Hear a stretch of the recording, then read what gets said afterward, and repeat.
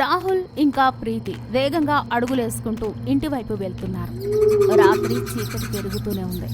ఇక వారి అడుగులు కూడా. రాహుల్ అన్నయ్య, మనము ఇటు వెళ్లకుండా ఉండాల్సింది. ఈ దారిలోని ఆ దెయ్యం ఇల్లు ఉంటుంది. అవును ప్రీతి, నువ్వు సరిగ్గానే చెప్తున్నావు. కానీ భయపడకు, నేను నీతో ఉన్నాను. మనం తొందరగానే ఇంటికి వెళ్ళిపోతాం. వాళ్ళిద్దరూ ముందుకు వెళ్తూ ఉంటారు. దారిలో ఆ దెయ్యం ఇల్లు వస్తుంది. ఇక సడన్ గా వేగంగా గాలి వీస్తుంది. స్ట్రీట్ లైట్స్ కూడా వస్తూ పోతుంటాయి. అప్పుడే ముందుకు వస్తుంది ఆ పెద్ద బోర్డులో ఉన్న దెయ్యం. ప్రీతి రాహుల్తో ఏదైనా చెప్పాలనుకునే లోపే, అర్థం చేసుకునే లోపే దెయ్యం ప్రీతి వెనుచుకుని పట్టుకుని తనని పైకి లాగిస్తుంది.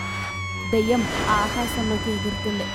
ఆమె పెద్ద శరీరం ముందు ప్రీతి శరీరం ఒక్కసారిగా చిన్నగా కనిపిస్తుంది.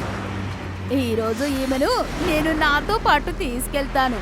ఇక నా ఆకలి తీర్చుకుంటాను.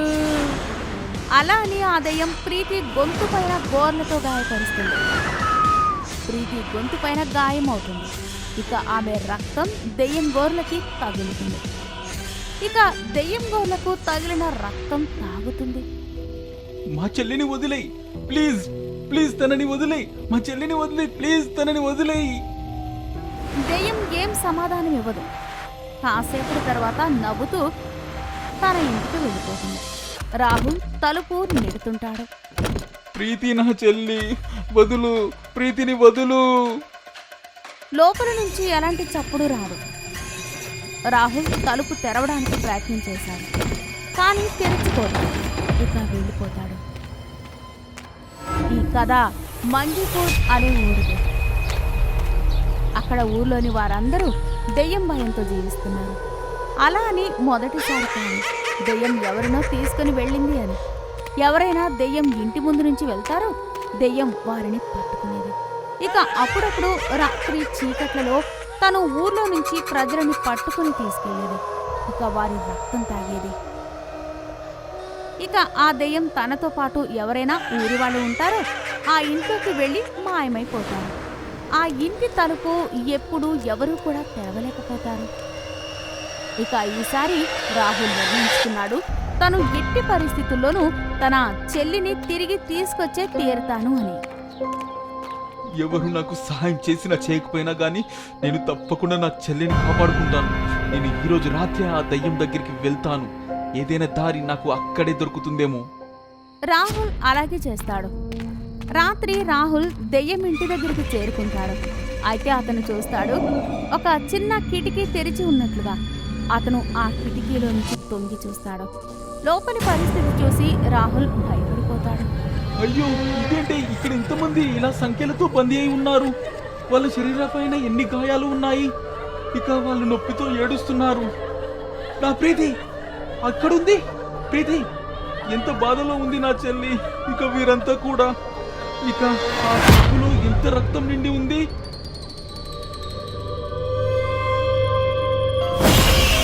అంతమంది రక్తం తీసుకున్నాను. ఇక వారిని బాటిల్లో బందీలుగా ఉంచాను. సరే, మజా వస్తుంది.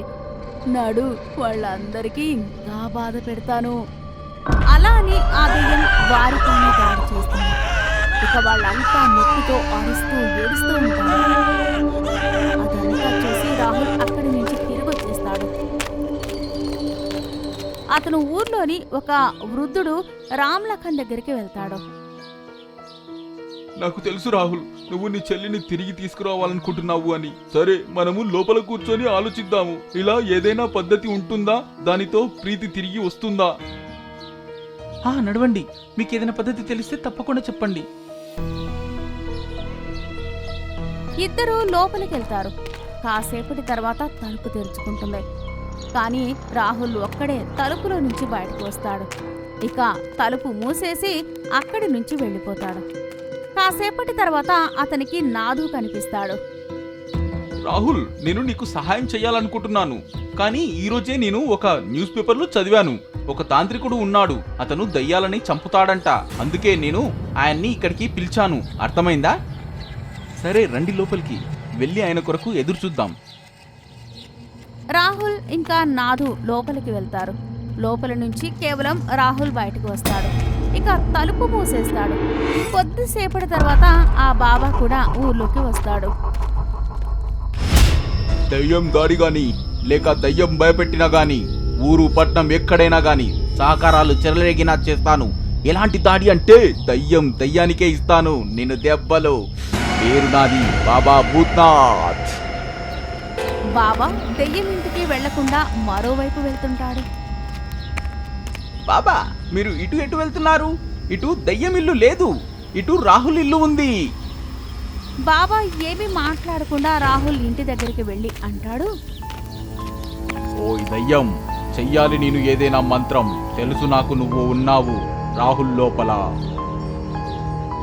బాబా మాటలు విని అందరూ ఆశ్చర్యపోతారు. అసలు ఆ రోజు ఏం జరిగింది అంటే, అప్పుడు రాహుల్ దెయ్యం ఇంట్లోకి తొంగి చూస్తాడు. అప్పుడు దెయ్యం అతనిని చూసేస్తుంది. ఇక అతని లోపలికి వచ్చేస్తుంది. దెయ్యం రాహుల్ రూపంలో లఖన్ ఇంకా నాదుని చంపేస్తుంది. బాబా మాటలు విని దెయ్యం రాహుల్ లోపల నుంచి అంటుంది, బాబా నువ్వు నన్ను పట్టుకోలేవు పా. అలా అని దెయ్యం రాహుల్ లోపల నుంచి పారిపోతుంది. ఇక రాహుల్ కింద పడిపోతాడు. బాబా రాహుల్కు విషయమంతా వివరిస్తాడు. ఇక వాళ్ళిద్దరూ ఇంకా కొందరు ఊరి వాళ్ళు కలిసి దెయ్యం ఇంటి వైపు వెళ్తారు. ఓయ్ దయ్యం, బయటికి రా. ఈరోజు నువ్వు మిగలవు, ఎందుకంటే ఇప్పుడు నా చేతిలో చస్తావు. దెయ్యం బయటకు వస్తుంది. ఇలా అంటుంది, అరే ఓ బాబా, నేను ఇక్కడే ఉన్నాను, ఇంకా ఇక్కడే ఉంటాను. నువ్వు నన్ను ఏమీ చేయలేవు. మంత్రం చూపాలి నీకు ప్రభావం. దయ్యం శక్తులు కావాలి తక్కువ. అరే ఓ బాబా, ఇదేం చేశావు నువ్వు? నా శక్తులు ఎందుకు పనిచేయడం లేవు? రాహుల్ బాబు, ఇదిగో కత్తెర. ఇప్పుడు నువ్వు వెళ్ళి దయ్యం గోర్లు కత్తిరించు. అది ఎవ్వరిని ఏమీ చెయ్యలేదు. రాహుల్ అలాగే చేస్తాడు. ఆ దయ్యం గోర్లు కత్తిరించగానే అది కింద పడిపోతుంది. ఇక తన శక్తులతో బాబా దాన్ని కాల్చేస్తాడు. అది కాలిపోగానే దెయ్యం ఇంటి తలుపు తెరుచుకుంటుంది. ఇక వాళ్ళందరూ ఎవరినైతే ఆ దెయ్యం సంకెళ్లతో బంధించి పెట్టిందో వారు బయటకు వస్తుంటారు. ఎవరినైతే అది గాయపరిచిందో రాహుల్ చెల్లెలు ప్రీతి కూడా వస్తుంది. రాహుల్ ప్రీతిని కౌగిలించుకుంటాడు. అందరూ రాహుల్ ఇంకా బాబాకు కృతజ్ఞతలు తెలిపారు. ఇక సంతోషంగా ఉండసాగారు. అందరూ భయపెట్టినా కాని వద్దు అని చెప్పినా గాని రాహుల్ తన ప్రయత్నం మాత్రం వదలడు. కాని చివరికి అన్ని ఆపదలని దాటుకుని వస్తాడు. నేను బోడిగుండు చేయించుకోనమ్మా, స్కూల్లో అందరూ వెక్కిరిస్తారు. చేయించుకోవాల్సిందే బాబు, చూడు నాన్నగారు కూడా చేయించుకున్నారు. ఏమైనా అవని, నేను చేయించుకోను. గోలు స్కూల్కి వెళ్ళిపోయాడు. ఆగు బాబు, బతకాలని ఉందా? అయితే బోడిగుండు చేయించుకోవాల్సిందే. రాజ్గఢ్ ఊరులోని ఠాకూర్ గారి కొడుకు ఇవాల్టి 4 సంవత్సరాల తర్వాత భార్య కొడుకుతో పాటు ఊరికి తిరిగి వచ్చాడు. ఉఫ్, ఎంత దుమ్ము, ఇంకా వేడిగా ఉంది.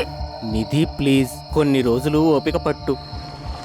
స్టేషన్ నుంచి ఒక ఖరీదైన కారు వచ్చి వాళ్ళని ఠాకూర్ వాళ్ళ ఇంటికి తీసుకెళ్తారు. వచ్చేసాడా నా పులి? ఎంత పెద్దవాడయ్యాడు నా రాజాబాబు.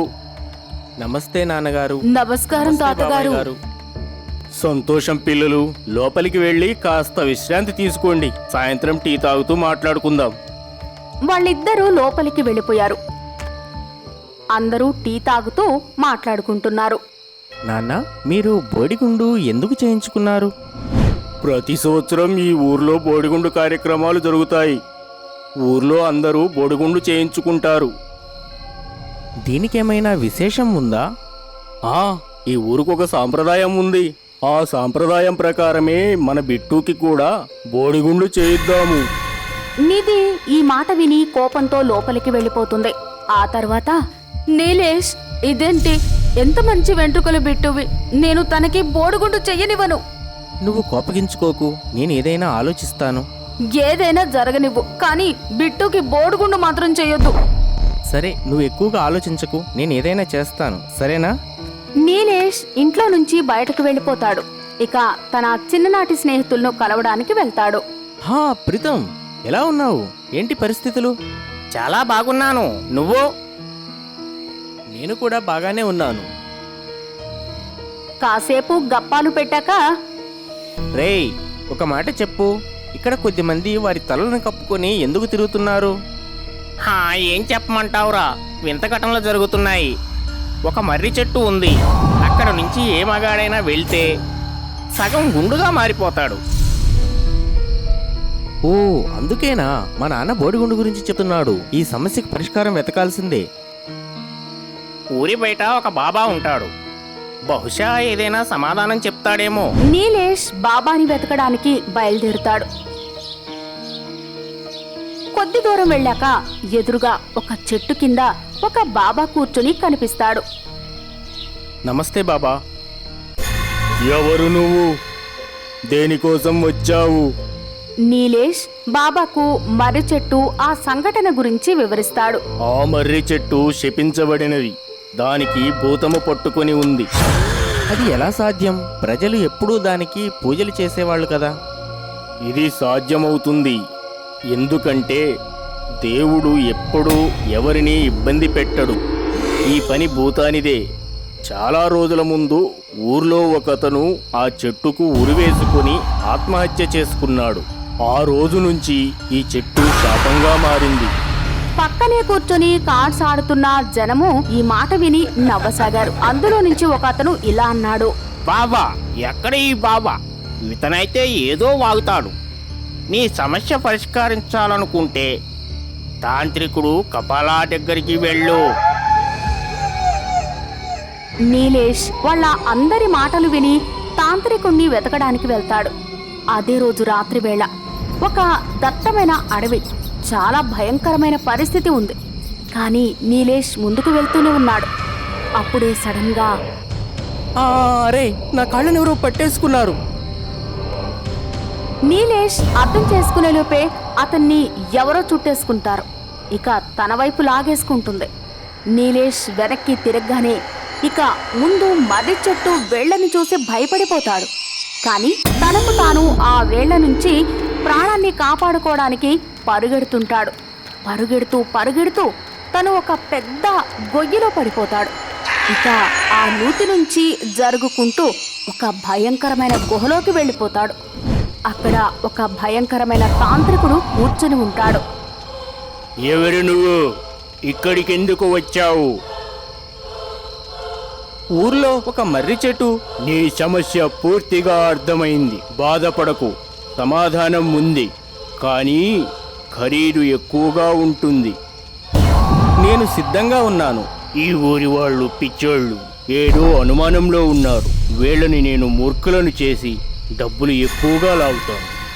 తాంత్రికుడు తన ప్రణాళిక చేసుకుంటున్నాడు. నీలేష్ అక్కడే అడవిలో కూర్చొని ఆలోచించసాగాడు. ఇలా ఊర్లో వాళ్ళ నిర్ణయాన్ని తీసుకోకుండా మాంత్రికుణ్ణి తీసుకెళ్లడం బాగుంటుందా? నేను ఒక్కసారి ఊర్లోని ప్రజలతో దీని గురించి చర్చించాలి. పొద్దున్నే అవగానే నీలేష్ ఊర్లో వాళ్లతో మాట్లాడడానికి ఎలాగైతే ఊర్లోకి వెళ్తాడో ఊర్లో పరిస్థితి చూసి ఆశ్చర్యపోతాడు. ఏం జరిగింది బాబాయ్? ఊళ్ళోని కొన్ని పొలాలు ఇంకా కొన్ని ఇళ్ళు కాలిపోయాయి. కొందరికి బోడుగుండి కూడా అయింది. నీలేష్ ఈ మాట విని చింతిస్తుంటాడు. వెంటనే తన ఇంటి వైపు పరిగెడతాడు. ఇంటికి వెళ్ళగానే, నిధి, నువ్వు బానే ఉన్నావు కదా? మన బిట్టు ఎక్కడున్నాడు? ఇక్కడే ఎక్కడో ఆడుకుంటున్నాడు. ఏం జరిగింది? బిట్టుని వెతుకు. ఇక ఇంట్లోనే ఉండు, బయట ప్రమాదంగా ఉంది. కానీ ఏం జరిగింది? నువ్వు ఇంత టెన్షన్లో ఎందుకున్నావు? నీలేష్ నిధికి జరిగిన ఘటన చెప్తాడు. ఏం జరిగింది నీలేష్? ఇదంతా ఎప్పుడు సర్దుకుంటుంది? నేను ఏదైనా ప్రయత్నం చేస్తాను, నువ్వు బిట్టుని వెతుకు. నిధి తన కొడుకుని వెతుకుతుంది. ఇక మరోవైపు నీలేష్ బాబాని పిలవడానికి పరుగెడుతుంటాడు. బాబా, మా ఊరిని కాపాడండి. ఈ ప్రమాదాన్ని నువ్వే సృష్టించావు. నువ్వు ఆ మాంత్రికుడి దగ్గరకు వెళ్లకుండా ఉండాల్సింది. నీ ఈ తప్పుకు శిక్ష అనుభవించాల్సి ఉంటుంది. బాబా, నాకు నా తప్పు గురించి తెలిసింది. మీరు ఏదైనా చేసి మా ఊరిని కాపాడండి బాబా. నీలేష్ బాబాని ఊర్లోకి తీసుకెళ్తాడు.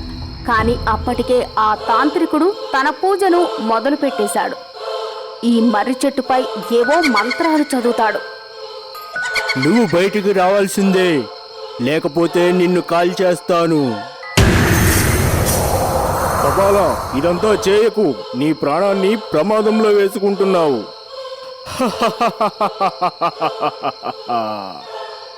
ఈ కపాలాన్ని చంపేవాళ్ళు ఇంకా పుట్టలే లేదు. ఒక పెద్ద శబ్దంతో ఒక దెయ్యం వస్తుంది. ఊర్లో వాళ్ళు భయపడిపోతారు. నువ్వు ఇక్కడికి వచ్చి చాలా తప్పు చేశావు. నువ్వు నా ముందుకు వచ్చి తప్పు చేశావు. ఇక నువ్వు నన్ను చంపడానికి వీడిని తెచ్చావు కదా, వీడైతే అయిపోయాడు. దెయ్యం ఇక తాంత్రికుని మధ్యలో చాలా పెద్ద గొడవే జరిగింది. ఆ తాంత్రికుడు తన మంత్ర తంత్రాలు చదువుతున్నాడు. ఇక దెయ్యం కూడా తన శక్తులతో మాంత్రికుని పైన యుద్ధం చేస్తుంది. ఇక కాసేపట్లోనే దెయ్యం శక్తి తాంత్రికుని గుండెలోకి వెళ్తుంది. ఇక తను భూమిపై పడిపోతాడు. దెయ్యం మాంత్రికుని పట్టుకుని సగం బోడిగుండు చేస్తుంది. నీలేష్, నువ్వే తీసుకొచ్చావు కదా ఈ తాంత్రికుణ్ణి. చూడు ఏ గతి పట్టిందో ఇతనికి. ఈ తప్పుకి నువ్వు శిక్ష అనుభవిస్తావు అని చెప్తూ దెయ్యం బిట్టును వదిలేస్తుంది. ఇంకా బిట్టు ఏడుస్తూ ఉంటాడు. ఇప్పుడు ఈ బాబుని నాకు బానిసగా పెట్టుకుంటాను. లేదు లేదు, నా కొడుకును వదిలేయి. ఏ శిక్ష ఇవ్వాలనుకున్నా నాకు ఇవ్వండి. కానీ దెయ్యం బిట్టుని వదలడానికి సిద్ధంగా ఉండదు. కిషన్, నువ్వు నాకు తెలుసు.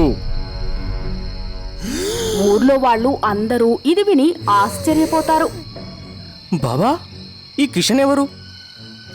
ఇతనే కిషన్, అమాయకుడు, పక్క ఊర్లోని రైతు. ఒక రాత్రి పంటను అమ్మి ఈ దారి గుండా వెళ్తున్నాడు. అప్పుడు కొందరు దొంగలు అతని మొత్తం డబ్బు లాగేసుకున్నారు. నేను ఈ మాట సంవత్సరాల నుంచి అరచి చెప్తున్నాను. కానీ ఆ ఈ కథ విని ఊర్లో వాళ్ళు ఊరు మొత్తం నన్ను నిశ్శబ్దంగా పిచ్చోడ్ని ఉండిపోయారు. అందరూ తలలు వంచుకున్నారు. ఇక దెయ్యం కూడా భావోద్వేగాలతో చెప్పసాగిందే.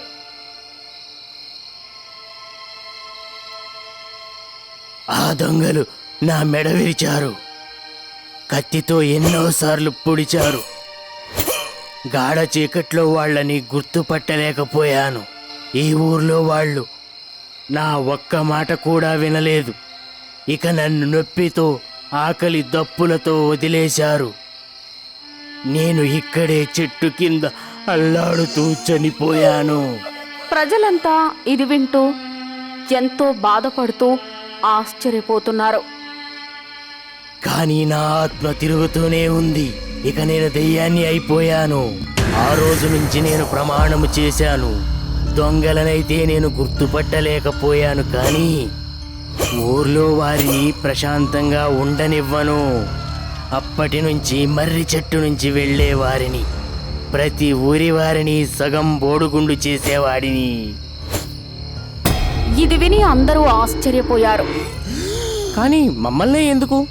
ఎందుకంటే నువ్వు ఆ తాంత్రికుణ్ణి పిలిచి చాలా పెద్ద తప్పు చేశావు.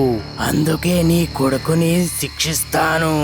అప్పుడే ఠాకూర్ అక్కడికి వస్తాడు. ఇంకా ఇలా అంటాడు. నా మనవడిని వదిలేయి. నేను చేసిన దానికి సిగ్గుపడుతున్నాను. కానీ తప్పు నాది నాన్న. మీరెందుకు క్షమాపణలు అడుగుతున్నారు? బాబు, నేను పాపిస్తోణ్ణి. ఆ దొంగను నేనే. నేను నా స్నేహితులతో కలిసి కిషన్ని దోచుకున్నాము. ఊర్లో వాళ్ళు అందరూ ఈ మాట విని ఆశ్చర్యపోతారు. కానీ నేను ఆ పాపం గ్రహించాను బాబు. ఏ శిక్ష ఇవ్వాలన్నా నాకు ఇవ్వచ్చు. శిక్ష అనుభవిస్తారు ఠాకూర్, నీకు మరియు నీ స్నేహితులకు కూడా. ఎందుకంటే భవిష్యత్తులో ఇంకెవరూ అలా చేయకూడదు. అలా చెప్పి దెయ్యం ఠాకూర్ మరియు అతని స్నేహితులను మర్రి చెట్టుకు వేలాడదీస్తుంది. ఇక అంటుంది, ఇక నా పగ పూర్తయింది. ఇక నాకు విడుదల కలిగింది. ఇక ఇప్పుడు ఎవరిని ఇబ్బంది పెట్టను. దెయ్యం అలా చెప్పి వెళ్ళిపోతుంది. ఇక పరిస్థితులన్నీ ప్రశాంతంగా మారిపోతాయి. నీలేష్, నిధి పట్టణానికి తిరిగి వెళ్ళిపోతారు. కానీ ఇప్పటికీ ఆ ఊర్లో వాళ్ళు ప్రతి సంవత్సరం కిషన్ జ్ఞాపకాలకు వాళ్ళ తలను బోడిగుండు చేసుకుంటారు. ఇవాళ మళ్ళీ అంబులెన్స్ ఎవరిదో శవాన్ని తీసుకుని వచ్చింది. గత కొన్ని రోజులుగా జరుగుతున్న సంఘటనల వల్ల డాక్టర్ మరియు ఇన్స్పెక్టర్ చాలా ఆందోళనగా ఉన్నారు. అంబులెన్స్ వచ్చి ఆగింది మరియు సిపాయిలు డాక్టర్కు వార్తను అందించారు. డాక్టర్ గారు, ఆ దెయ్యం మరొకరి ప్రాణం తీసింది. ఏం చెప్తున్నారు?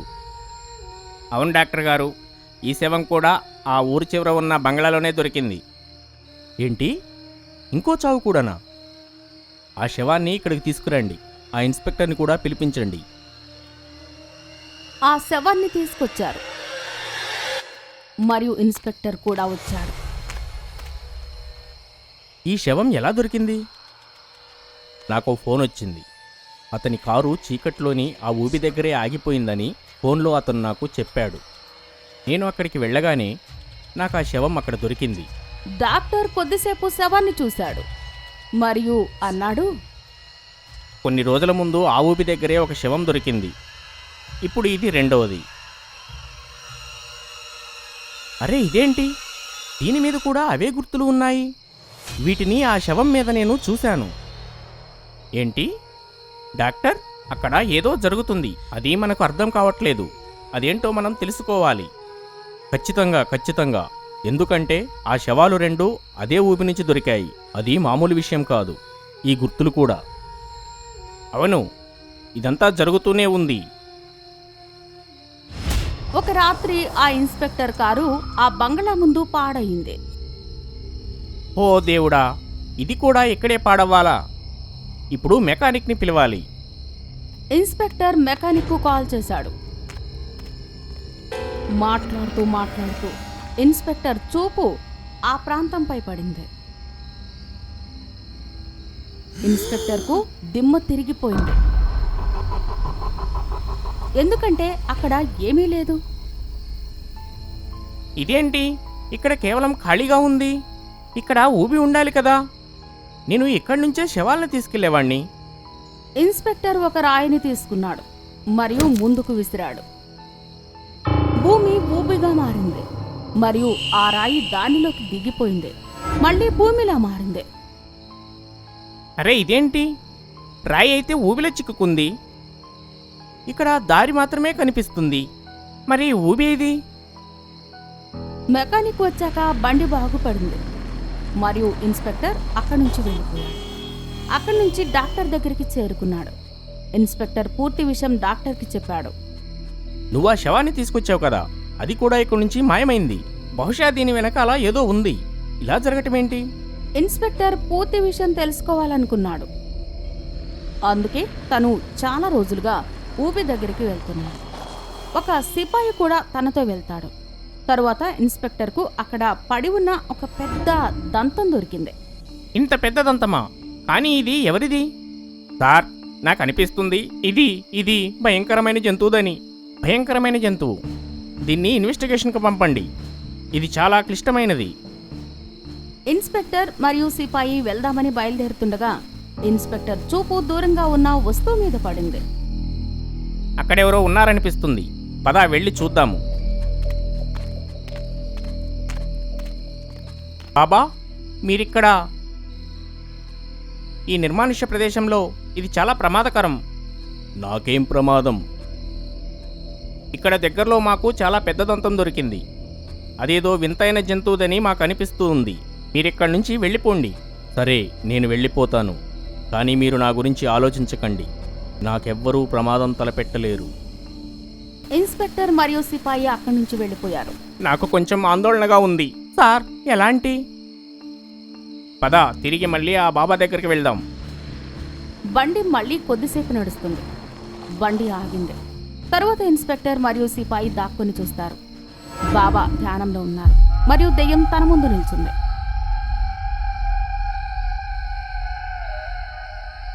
ఇన్స్పెక్టర్కు ఏదైతే అనుమానం ఉండిందో అదే నిజమైంది. కానీ ఇక్కడ ఇన్స్పెక్టర్ ఆలోచన కన్నా ఎక్కువ ఉంది. బాబా, తను ఎవరు? మరి ఏం చేస్తున్నాడు మీ దగ్గర ఇలా? బాబు, తను చాలా ప్రమాదకారి. తను నా ప్రాణం తీస్తానని బెదిరించాడు. అందుకే తనకు నేను సహాయం చేస్తున్నాను. ఎలాంటి సహాయం? తను నాతో ఎలా చెప్తే నేను కూడా అలానే చేస్తాను. తనకు వేటాడడంలో సహాయం చేస్తాను.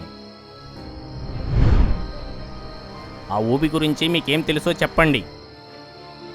అవును, అది ఊపి కాదు, అది ఒక అబద్ధం. జనాల్ని పట్టుకోవడానికి అది ఒక మాయ. అలాగే అది ఎవరినైనా చంపాలి అనుకుంటే అది ఊబిగా మారిపోతుంది. ఆ వాహనాలు ఆ ఊబిలో చిక్కుకోగానే దెయ్యం వాళ్ళని చంపేస్తుంది. కొన్ని రోజుల క్రితం ఆ ఊబిలో ఒక కారు చిక్కుకుంది. అందులో ఒక మనిషిని ఆ దెయ్యం తినేసింది. రెండో మనిషి బ్రతికిపోయాడు, ఎందుకంటే ఆ దెయ్యం ఒక్కసారి ఒక మనిషినే తింటుంది. అప్పుడే మీరు వచ్చేసి అతనిని కాపాడారు. లేకపోతే తను కూడా ఆ దెయ్యానికి ఆహారమయ్యేవాడు.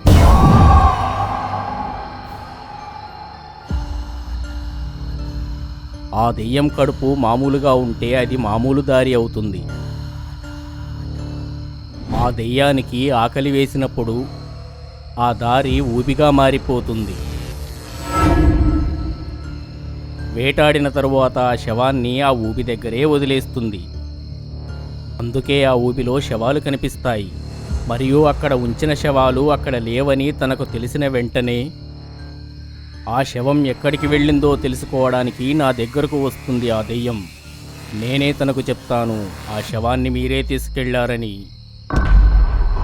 అందుకే తను శవాన్ని తీసుకెళ్లడానికి అక్కడికి వచ్చాడు. ఇదంతా చాలా కాలం నుంచి జరుగుతుంది.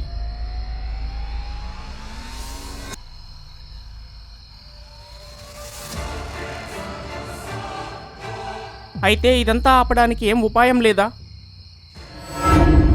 లేదు, నేను దీన్ని ఏమీ చేయలేను. ఎప్పుడైతే ఆ దెయ్యానికి ఆకలి వేస్తుందో అప్పుడే ఆ దారి ఊబిగా మారుతుంది. అవును, ఒకవేళ దానికి సంబంధించిన ఏదైనా వస్తువు దొరికితే బహుశా ఉండొచ్చు. ఆ స్థలంలో దొరికిన దంతం సంగతి ఏమిటి? సారీ సార్, నేను చెప్పడం మర్చిపోయాను. ఆ దంతం రిపోర్ట్స్ వచ్చాయి.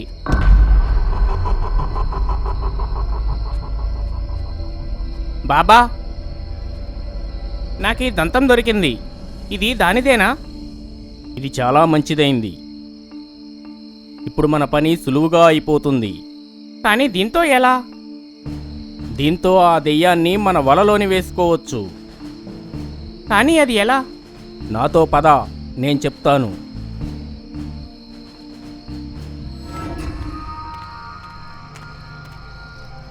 ఇన్స్పెక్టర్ మరియు సిపాయి బాబాతో కలిసి దట్టమైన అడవిలో నిర్మించిన హోమగుండం దగ్గరికి వెళ్తారు. ఆ ఆధారమైన దంతాన్ని చూస్తుండగానే ఆ బాబా ఉపాయాన్ని ఆలోచిస్తాడు, దాన్ని ఏం చెయ్యాలా అని.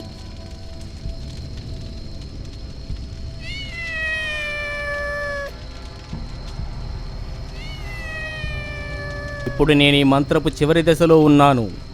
మీరు మాత్రం ఒక్కటి గుర్తుంచుకోండి, ఏది ఏమైనా కానీ ఇక్కడి నుంచి లేవకండి. లేదంటే ఇప్పటి వరకు భూమి మీద జరగని ప్రమాదం జరుగుతుంది. మాకు అర్థమైంది బాబా, మేము తెలుసుకున్నాం. తరువాత బాబా హోమాన్ని తన మంత్రాలతో తన పూర్తి ధ్యానాన్నిచ్చాడు. ఓం శివ చాముండాయ విచ్చై. ఓం శివ భీం క్లీం చాముండాయ విచ్చై. త్ర్యంబకం యదామహేం. చాలా రాత్రైంది, కానీ పిల్లి కళ్ళు ఆకస్మికంగా బాబా ఆ ఛాయలు చూడసాగాడు. బాబా పిల్లిని తన ఒళ్ళో ఉంచుకుని దాని మీద చెయ్యి వేసి ఆ దెయ్యాన్ని పిలిచాడు మరియు పిల్లిని ఆ ఊబిలో వదిలేశాడు. దెయ్యం ఊబిలో నుంచి బయటకు వచ్చింది మరియు ఆ ఊబిలో చిక్కుకున్న పిల్లిని తన ఆహారంగా స్వీకరించాడు. మరియు ఎలాగైతే ఆ దెయ్యం పిల్లిని తీసుకున్నాడో తను ఊబిలో ఇరుక్కున్నాడు. బాబా తన మంత్రాలు ఉచ్చారణ పెంచాడు. ఓం శివ భీం క్రీం చాముండాయ విచ్చై. ఓం శివ భీం శివ క్రీం చాముండాయ విచ్చై. త్ర్యంబకం యదామహేం ఓం క్లీం భీం కేం చాముండాయ విచ్చై. చివరికి ఆ దెయ్యం మరియు తన ఊబి ఆనవాళ్లు పూర్తిగా మాయమయ్యాయి.